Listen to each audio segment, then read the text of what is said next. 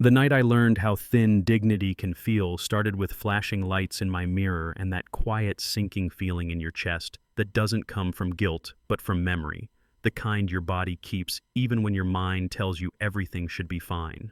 It was late streets, nearly empty, the kind of wealthy neighborhood where nothing is supposed to happen, and yet there I was easing my car to the curb, hands already on the wheel without thinking, because some lessons get written into your muscles long before you're old enough to vote. Yeah, that happened. I wasn't speeding, I wasn't swerving, I was tired. 70 years old, tuxedo jacket, open tie, loosened after a long charity dinner driving a car I've owned longer than some officers have been alive. And still, when those red and blue lights filled the cabin, my shoulders tightened like they always have. You know what I mean. You can be educated, accomplished, respected on paper. But the street doesn't read your resume. The street reads your skin, your posture, your silence, and it makes its own assumptions. I shut the engine off, placed my palms on the wheel where anyone could see them weighted. The officer approached, fast boots, heavy flashlight, already aimed straight at my face like he needed to see something he'd already decided was there. Hands where I can see them, he barked. I looked at him calm, steady, and said, "My hands are on the wheel, officer. Good evening."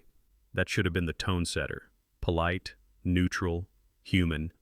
Instead, he leaned in closer. "Turn the car off." I told him it already was.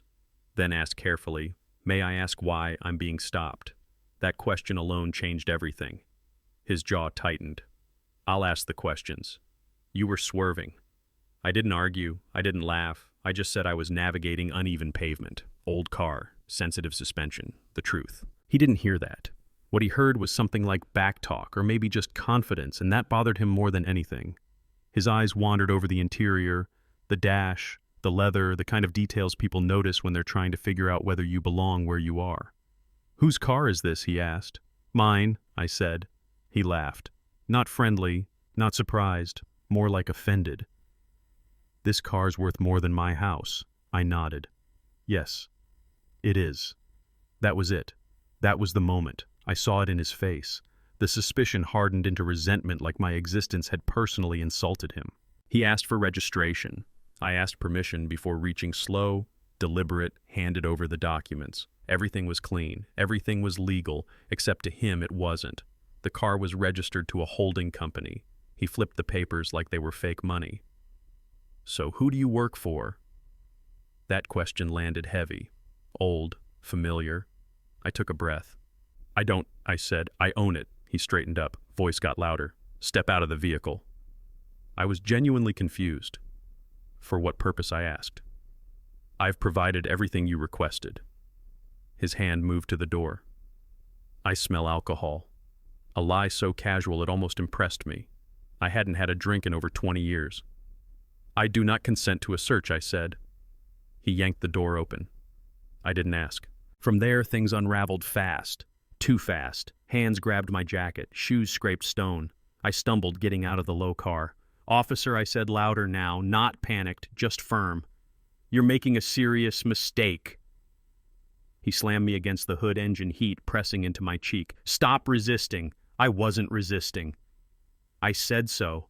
I told him who I was. I told him to check my wallet. He laughed. "Everybody's something." And then I felt the cuffs. Inside the patrol car, another officer finally ran the information properly. I heard her voice cut through the night. "Ryan, stop." Too late. The cuffs were already on. I said it again, clearer this time. "You have just assaulted a federal judge." That was the moment everything froze. The phone was shoved in his face. My name. My photo. Official. Undeniable. The silence that followed was louder than the shouting ever was. His hands shook as he unlocked the cuffs. I stood slowly, adjusted my jacket, met his eyes. They couldn't look back. I asked for his name and badge number.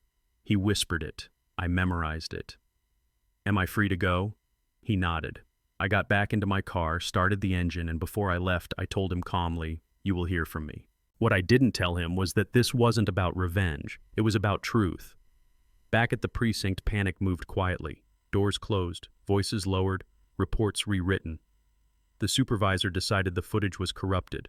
Happens all the time, right? The officer who tried to stop him was pressured to fall in line. She didn't not fully.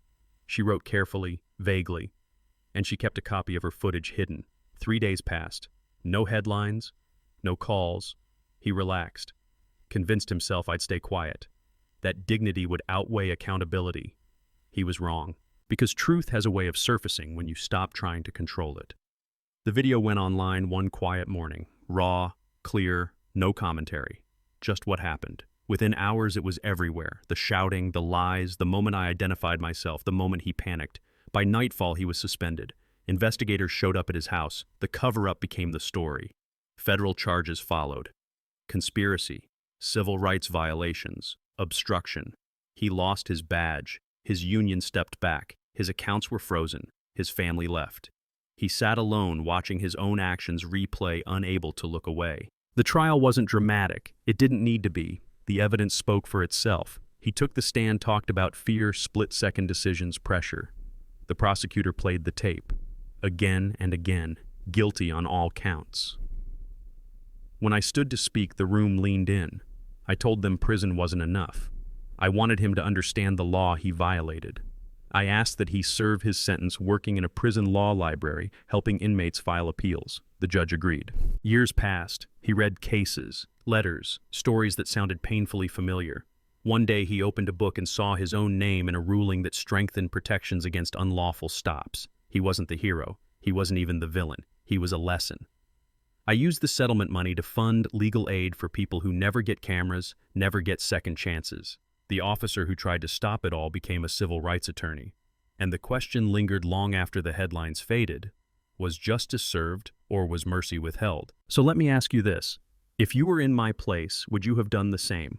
Was this about accountability or punishment? And how many stories like this never make it online, never get believed? Drop your thoughts in the comments. Share this with someone who needs to hear it. And if you've ever felt judged before being known, you already understand why this story matters.